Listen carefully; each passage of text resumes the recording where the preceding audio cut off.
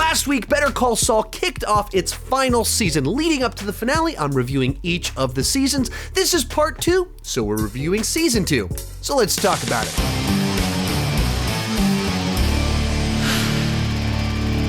Hi, my name is Sean, and I love to talk about movies and TV way too much. With that in mind, go ahead and join me down below in the comment section. Share your thoughts on Better Call Saul, in particular, Season 2. This is a spoiler review, but I will have a spoiler-free section at the beginning if you want to know my thoughts on the show in general, and in particular, Season 2. Just so you know, this review series is being posted over on my second channel, Sean Chandler Plus. Here on my main channel, Sean Chandler Talks About. I don't normally review older TV shows and talk about seasons like this, but because it's a slower week in the world of movies, I thought I would post this review this particular week, just to let you know I am doing this review series, and I do plan on covering Breaking Bad as well, but that will be over on Sean Chandler Plus, leading up to the finale, where I'll do all of my Breaking Bad, Better Call Saul rankings here on the main channel, where I tend to do kind of those bigger ranking type things rather than reviewing older TV shows. With that said, let's get started with my general thoughts on Better Call Saul. And if you watched last week's review of Season 1, you can go ahead and just skip ahead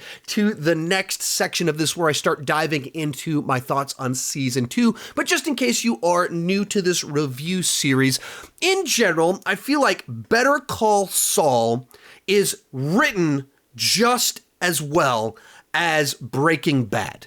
They don't skip a beat when it comes to the characterizations, their slow, methodical storytelling, their intricate plotting, they're thinking through everything, they're making sure that everything that happens has consequences. They don't skip a beat when it comes to Better Call Saul, but a story about a sleazy lawyer trying to be a good lawyer and then himself breaking bad and turning evil isn't as immediately catchy and engaging as the idea of a high school teacher deciding to cook crystal meth and turning into a drug kingpin. It's much more of a slow burn because of that. Breaking Bad delivers the payoff and the sensational, flashy stuff much quicker, much faster, whereas Better Call Saul, just inherently, due to the nature of the characters, takes much longer getting there. It's worth the wait. I love the show, and it's a great companion to Breaking Bad. But for me personally, when I first started watching Better Call Saul, I was like, this is good, but I'm not immediately hooked. And it took until when I rewatched it last year to really get into it, invest the time to fall in love with the show, the characters, and the expanded world and everything that they're doing. And it's not really until about like season 3 where things really get into motion. Just slowly takes its time putting the pieces in place, establishing the characters, and slowly moving Jimmy and Mike on this path that sets them up to get into this wild, crazy world of drugs and stuff like that. But that doesn't mean the writing's not excellent, that the drama and everything isn't amazing nonetheless. From there, let's move on to my kind of spoiler-free thoughts on Season 2 in particular. And before I dive into the specifics, I'd say that Season 2, for me, is very frustrating because of what it has to be for Jimmy. Where Jimmy is at the end of Season 1 and where he needs to end up for the rest of his life, I guess, you have to have the really frustrating point in time where Jimmy kind of gets what he was working so hard to get in Season 1, and he becomes totally self-destructive because of it. And that's very frustrating to watch. It's a crucial piece that needs to be there, but it's just painful to watch someone be so destructive, self-destructive, and the trickle down that it has around everyone all around him. And it leads to all these sorts of things that it's just this snowball effect of destruction that pushes everyone to their worst versions of themselves. And so much of what caused it was that Jimmy got what he'd been working towards. And we'll dive into all of that later on, but it's just kind of gut-wrenching, but it makes for, I think, the least satisfying season for me of this show. Maybe the last season will turn out to be even worse, but this one, with kind of what happens with the job that he gets, it's so important. It's not bad writing, it's just very frustrating to watch. And for this show in particular, probably my least favorite section to watch. And the Mike stuff becomes a lot more interesting because of it. And it picks up in the last few episodes where everything kind of happens that kind of sets the future in motion. But everything with him with that job is pretty painful to watch. Sometimes very funny. Like I said, it's not bad writing.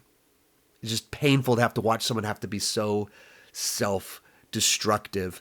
And that's one of the things that's so great about this whole world is that even the most frustrating seasons, it's not that the writing dips, it's not that their characterizations are cheated. That's almost the point, is that they do the hard work and they take you through those painful stretches where you just watch your lead characters make such bad choices and continue down paths where you're like, no, why? No, they're so close. What? Can't you see it? And they just make these choices and they play it out and you have to sit in it sometimes. Sit in knowing that they're throwing it all away or whatever the situation with each character. But throughout it, they pause also to have those little moments of victory for Kim, to have little moments where you see the humanity and the sweetness, even in these relationship where Mike has a soft side, Jimmy and Chuck, they really do care about each other, but in just such a bizarre, toxic mismatch of personalities that it's just, you just see the tragedy unfold right there in front of you. So from there, let's dive into our specific spoilers for the season. So at the end of the last season, you have that Jimmy learns that his brother was the one that sabotaged him getting the job at HHM. And then it does kind of this epilogue episode where he reconnects with the guy that he did all of his cons with. And it's like this very kind of sad episode because Jimmy is just so unhappy with where all this hard work he's done has brought him, and he finds out his brother betrayed him. And his friend is just so excited for all these opportunities that like he kind of straightened up, and they do this con and then the friend dies. And it's just one more thing that kind of sets Jimmy in this confused state of what to do next in life. And so you get to the finale of season 1 and he has this moment where he's with Mike and he's like, we had all that money. Why did we give it back? Nobody knew we had it. And Jimmy's like, I'm never going to make that mistake again. You can just see he tried to do things right and felt like he got burned by it. He's like, why do things right when it doesn't pay off when I can cheat the system and it does pay off? And you can just see his brain going back to the con man way of thinking, except in this world of law. That's just that moment where he'd been trying so hard to do things right for years and felt so burned. And you feel, at the end of the season, you feel that switch. So this season kicks off with him like in total lost mode of literally like hanging out in a pool. And we find out that what happened in that final scene of the first season was that he was given a job offer for this other firm. He can't get it at the prestigious one his brother's at, but the one down the road wants to hire him to work this case and everything like that. And he turns it down. He's not going to do it because he wanted to make sure that this wouldn't mess things up with Kim. But besides that, he's like, all right, well, I guess I'm done. And kind of see he's a person that is lost because his whole new goal in life was, I'll earn my brother's respect by becoming a lawyer. And then when he doesn't get the job at HHM, he thinks it's Howard. He doesn't think it's his brother. So he cares so much for his brother. He pours all this time into his brother only to learn that his brother didn't have his back. It just crushes that. Any hope of redemptive path for him is kind of gone. And he's a lost person. Kind of in many ways, he's kind of lost henceforth. And you kind of think like, what if Chuck had seen the hard work his brother had done and said, Jimmy, you've got a side to you that likes to cut corners. Even the way you did this kind of cutting corners. But I'm going to mentor you. I want to help you do this right. What if that had been Chuck's response rather than my brother is still that guy that cheated my dad when he was 9 years old? Like Chuck in his mind, he can't get that picture out of his mind that his 9-year-old Jimmy stole from his dad. And he totally perceives of him that way.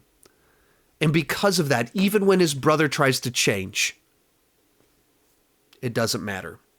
It doesn't, like, he can only see the same person. So even when he tries so hard to change, Chuck will not change his perspective of his brother and properly guide and mentor him, even while his brother is desperately taking care of him in very service-oriented ways. This leads to this very confused Jimmy, but eventually you have this little episode, little window of time where lost Jimmy is trying to bring Kim into his world and does kind of little con bits with him so she can get a little bit more of a taste of who he is and get to know him, like the real kind of Jimmy, like what the way he's really wired, that sets up kind of this whole thing that runs throughout where they have these little moments where they like to mess with people a little bit. But eventually she kind of convinces him, like, take the job. You got to go for this. And they have this beautiful little metaphor as he takes the job where she gives him this cup that he's number 2 lawyer, just gives him this cup. He gets this amazing job that is in many ways the ultimate example of the completion of this redemptive arc of him legitimizing himself. And he gets a car for it, gets into the car and goes to put the cup into the cup holder, and it doesn't fit. And it's like so designed to be just a little metaphor in the middle of the episode symbolizing exactly what's going on here. Jimmy is an incredibly inventive, hardworking hustler that is 100% not intended to be in these types of environments. And even to the extent of, like, the tragedy of everything that went down with him not getting the job at HHM, obviously Jimmy is not a good fit for HHM. Obviously Jimmy is like, does his own thing. That he's this rock and roller that doesn't play by the rule. It's like he's just doesn't fit into these very tight structures, but he can get things done. And that is not how those types of organizations work. It's just this beautiful metaphor of the cup not fitting into the cup holder that he got from this job. And you immediately see him walk into his office, and you have another one of these just little moments to signify how off this is. There's a little switch on the wall. There's a piece of paper that says, don't ever turn this switch off. And he just moves the piece of paper and turns the switch off just because he has to. It's kind of sets in motion this kind of whole series of things where, like, he's trying to do his thing, but he's doing it his Jimmy way. And he's getting great numbers by bending the rules just a little bit to make sure things happen. And they go into some meetings and kind of Chuck calls him out on it in this meeting. And he's trying to defend it, and his firm has his back. He's got good answers, but clearly he's bending the rules. And the thing that kind of snaps everything is that Jimmy comes up with the idea to run this ad. And it's a great marketing idea. It will get him the clients. There's so many ways in which it's a great idea in a vacuum. He's not in a vacuum, though. He's at a firm where you have to run everything through these hoops. And he sees the commercial that this place has run before. And he's like, I cannot, no, I'm not going to let that happen. And so he decides to run his own ad. And it's wildly successful. It was a great marketing idea in a vacuum. And he just gets run right through the coals by the partners over this. It's just like this perfect example of, like, Jimmy is great working for himself. He can get stuff done. He actually is extremely intelligent. He just does not at all fit in these environments. He is not at all supposed to be there. And it goes horribly. And then it has this trickle down to Kim over at HHM, where Howard is Howard and just, for whatever reason, constantly the worst towards Kim. Constantly, always looking to be vindictive towards her, and throws her into processing over something that Jimmy did that she's not going to throw him under the bus, but, like, she didn't do anything wrong. There's no reason she would have, like, known what was that she needed to communicate anything. Just Howard looked bad, and he needs someone to go after, and so it's her. And so she tries to earn her way back to at least this whole Mesa Verde plot line that runs throughout the whole course of the show. And that's one of the things that's so like smart about this, the writing that all of these Breaking Bad verse shows, is that whatever happens really matters. Jimmy runs an ad because he just can't help himself.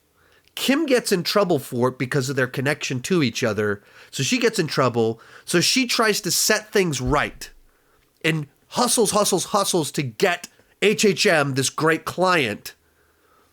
And that all of this, like, it's all intricately plotted. Everything that happens matters, and it plays out over a very long period of time. Like, just go back to, if Jimmy hadn't run that ad, Kim doesn't get in trouble. Kim doesn't recruit Mesa Verde. Mesa Verde doesn't become this major topic between Kim wanting to go do her own thing and HHM. Therefore, Jimmy doesn't do all the stuff that he does that gets him in trouble with Chuck and all. This little choice, it matters. And that's when you have great writing, where they find a way to like keep writing things that open doors and find all the conflict, all the trickle down that comes from every choice. And they do it so well. And they find a way with subject matter that's not inherently the most interesting. Like trying to get a banking, which lawyer gets the banker, not that interesting. And they find a way to like make it compelling because you care about the characters and they're so intricately designed. So anyway, Jimmy, once this whole, we're getting ahead of ourselves. Jimmy, because of the way this all plays out, he pretty quickly starts to realize he's in the wrong place. And so he wants to quit, but he doesn't want to lose his bonus. And so he starts trying to come up with all the ways to get out of there. And obviously many things happen kind of in here. But basically he starts trying to get himself fired without cause by doing a bunch of obnoxious things that eventually does lead to him getting fired over all this stuff. But he gets to keep his bonus. And you have like this really gut-wrenching kind of conversation where he meets with the partner that hired him that was his point of contact at this office. And Jimmy's clearly just being the worst. There's no way to defend anything that Jimmy's doing. They gave him a chance. They gave him a great job, a great paying job, a bonus, and he's literally pooping without flushing and every other obnoxious thing. He's playing bagpipes and just being horrible. And you just see like this situation of, back to our metaphor, the cup that doesn't fit. He just does not fit into this system. Not because he doesn't have the brains for it, but he is just not wired to work in an organization like that, where there's so many hoops you have to jump through, so many political things, so many things. He exists in a world where you need to be able to just make choices and on the fly, what's best for right now. That's him. And that is not the world that he found himself in. So it does all this stuff that ends up getting himself fired, and he becomes solo practitioner person. And running parallel to this, you have this situation kind of unfold where, as we touched on it just a little bit, Kim gets in trouble because of what Jimmy did, and Howard's just being vindictive. It's totally undeserved. So she gets them this great client, and Howard thanks her and sends her right back down to processing. And she pretty immediately is like, well, I probably should be done here. And in the mix, she has like a conversation with Chuck where she's like, a real great conversation with like the two people that are most important in Jimmy's life. Have a conversation finally with one another where she's talking about her job and Chuck's talking about Jimmy and he can't help himself. And you're one more person that got burned by Jimmy because he's got a good heart, but he just can't help himself. You like really start to understand Chuck's perspective. Like, where is he coming from as the older, like classic older brother. I mean, it's very much kind of the prodigal son, biblical parables situation type here of like older brother's the responsible one that does everything they're supposed to do. The younger one is the one that tries to cut corners and lives wild. It's just classic biblical type stuff in these two brothers. And you kind of get that perspective of Chuck and have that conversation with Kim. She's trying to figure like what she's supposed to do. And all parallel to this, she's starts trying to get recruited by the Sandpiper, the old people lawyer for the apartment place that he's trying. Like when we first met him, he seemed kind of a jerk, and then you quickly realize he's like the prim and proper lawyer that actually has a personality. Like he's not Howard, he's not Chuck, he's actually like a likable guy.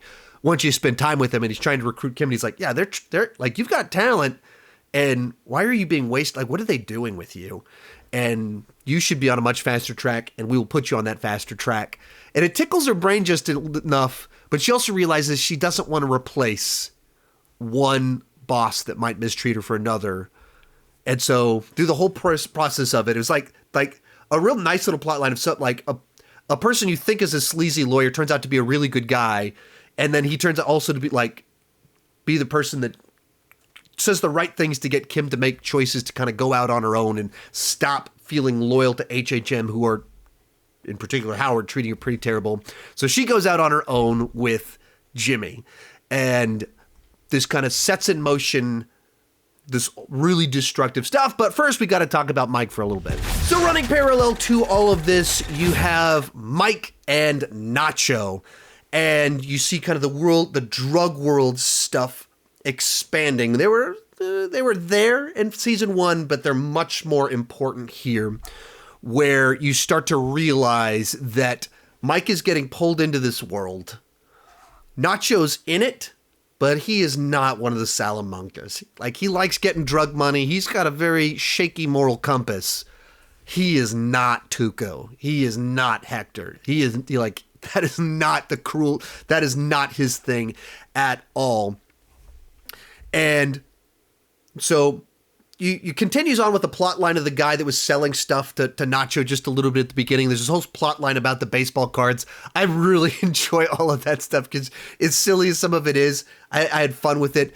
And through the process of it, you start building that relationship between Mike and Nacho, where they're people that are in this world of drugs, but seem to think about it a little bit differently than a bunch of the other sociopaths in this world. Kind of builds that relationship there where eventually Nacho is trying to get Mike to kill Tuco because Tuco is, well, Tuco, and he's crazy. Mike doesn't want to pull the trigger. He doesn't want to kill someone just yet. So he comes up with this other plan to basically provoke Tuco, get Tuco to assault him, and in the process get Tuco arrested, and all this stuff happens. In many ways, the plan goes according to plan. Tuco gets arrested, but Mike underestimates the nature of the Salamancas and just how manipulative and cruel Hector is. So Hector goes to Mike to try to pay him to change his story and get Tuco off early. And when Mike's not interested in that, Hector starts threatening Mike's family, which Mike is not a fan of. So Mike essentially gives in to Hector's scheming, and at the same time is like, this guy's gonna pay. You threaten my granddaughter, I'm gonna do whatever I can do to hurt you.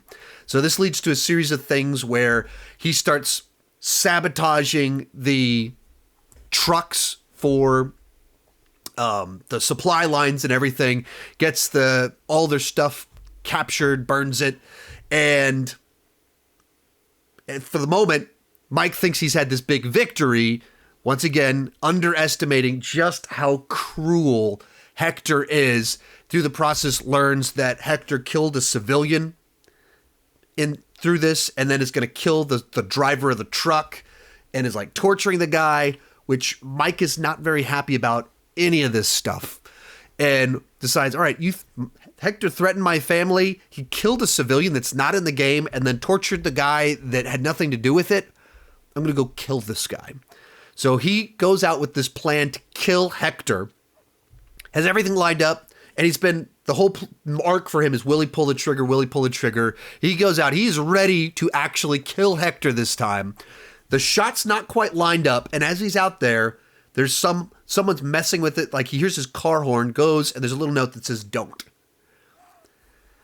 So you just see this journey for Mike of not wanting to get involved, gets involved just a little bit, makes some money. He does all this stuff where there's the motivation in so much of this is that his daughter-in-law clearly is making up a story about crimes and hearing gunshots but Mike doesn't care that she's lying to him. Mike doesn't care that she's manipulating him. He feels so much guilt about his son that he will do anything to try and make her life better and easier and make his granddaughter's life easier. So he doesn't care. He'll rationalize, use all of that to go down this path of doing more and more things, crossing further and further lines to make money, to make her life better. And we get to this moment where he's ready to kill Hector out of revenge because of all the trickle down of all of this. And someone's messing with his car. And in case you haven't seen season 3, I won't say where it's going, but once again, it's just one more step in this prequel world that earns being a prequel. Builds things out, makes it compelling, doesn't feel like giving cheap answers to questions I wasn't answering, but just really great writing and storytelling. And all of this will bring us to our final little stretch where when Kim quits HHM, this starts an immediate battle for who gets Mesa Verde, where HHM is, of course, the big firm that has them, but Kim is the person that went out and recruited them and has that personal connection. They really like her. They're the big firm. And so as soon as she quits, has her conversation with Howard, leaves the office, Howard's on the phone with Mesa Verde. Kim's running down the hall trying to get a meeting with them. So when Kim has a meeting with them, it goes really well. It goes great. And then Chuck volunteers to join in with Howard, and Chuck, being the master with words, just really lays it on thick, convinces Mesa Verde to go with HHM. But because Chuck had to go to the office and wanted to make everything seem as normal as possible, really exerts himself and just passes out, collapses. So Kim finds out that she lost Mesa Verde because of whatever conversation happened with Chuck. Jimmy finds out Chuck is really sick. He goes over to Chuck's house, and Jimmy concocts this big plan in his head and goes full Jimmy, where he's taking care of his brother. Or this guy's passed out, sick, spaceman blankets, and just does all this stuff where he quick comes up with a con and masterfully pulls it off of doctoring these numbers just to change the address just a little bit. So then when Chuck wakes up and is better, he fills out the paperwork at the wrong address. And so then a week later at a hearing, Chuck is in this meeting and the date on the paperwork is wrong. And then Chuck is condescending to both the Mesa Verde people in the hearing, where it looks like Chuck, by everything is right in his mind. And based off of, she's not actually wrong based off what he was looking at. And in it, he just talks down to the Mesa Verde people, which is not a great idea. Not a great way to handle that, even in light of the situation that Chuck was in. Chuck does not respond well to them in that moment. And so that bridge is burned, and they immediately go back to Kim. Chuck has a good idea of, starts to play this out in his mind, did I make a mistake? How could I make this a mistake? While Chuck is at the hearing, Jimmy goes back to the house, switches everything back, and Chuck immediately figures it out. As paranoid as he is, as nuts as he is, he actually does know Jimmy. And that's the tragedy of so much of this, is that Jimmy's was trying so hard to do the right thing. And when Jimmy was trying to do the right thing, Chuck doesn't use any of his energy to help Jimmy in that path. Doesn't do it. But as soon as Jimmy slips up, as soon as Jimmy does anything, all of a sudden he just immediately pounces on that. He's there to slap him back, but never to be the person to help him. Thus Chuck perpetuating so much of this. Unfortunately, This leads to this back and forth where Chuck starts trying to find the evidence of like how this all happened, and leads to a situation where an encounter happens at the copy place where Jimmy did everything. Chuck starts freaking out and eventually passes out, bonks his head. Jimmy runs in to help his brother. And you're in the middle of this kind of situation of like such layered, complex relationships where Jimmy is going to such great lengths to make Chuck seem crazy and like he made a mistake. And at the same time, he's like, well, I don't want my brother to be hurt, though. I got to make sure I don't, like, he puts it all on the line to try and help his brother. His brother's physically hurt, while at the same time trying to do all this stuff that horribly hurts his brother's reputation. It's like so layered and everything kind of going on. And then in the hospital, Jimmy has to like get control of his brother to like be able to make sure that he can force his brother to get certain procedures done. And Chuck's like, you're doing this to lock me up. And she's like, no, I'm not. Then Jimmy immediately surrenders all of it, where the whole time Chuck can't accept that his brother does care about him. Like there's such weird layers and complexity to everything going on with the two of them and everything that they do. And at the end of it, Chuck comes up with his final play that he knows my brother does actually care about me. Like he deeply cares about me. So if I tell Howard I'm quitting because I'm no longer competent, Jimmy will come and confess. He concocts this whole plan of I can get my brother to confess by using his compassion against him. That's what he does. Tells Howard that he's quitting. He puts up this whole show of space blankets everywhere. And after telling Jimmy, like, oh, like I've lost it. It's like, what have I done? Jimmy feels bad and finally is like, hey, man, it makes you feel better. I everything you just said, you were right. You got it right. And Chuck's like, well, do you know you confessed to a felony right there? He's like, yeah, but you feel better. And you just have this moment where this bizarre relationship of brothers that are so radically different but care about each other in these other senses. And Chuck, the good one, who believes in the law, uses his brother's actual positive attribute, his compassion, that he does care about his brother against him, which to Jimmy is going to be the ultimate betrayal. This is the brother that, despite all of his flaws, spent years and years and years and years and years taking care of his brother, who clearly has a mental disorder, and taking care of him. And then that brother knows that he will take care of him, and he uses it against him. Just once again, Chuck having no idea how to give Jimmy what he needs. He knows Jimmy needs something. He knows Jimmy will cause trouble. He's not wrong. He doesn't know how to properly do it, though, and thus turns into this adversarial situation that is so much the tragedy of this show.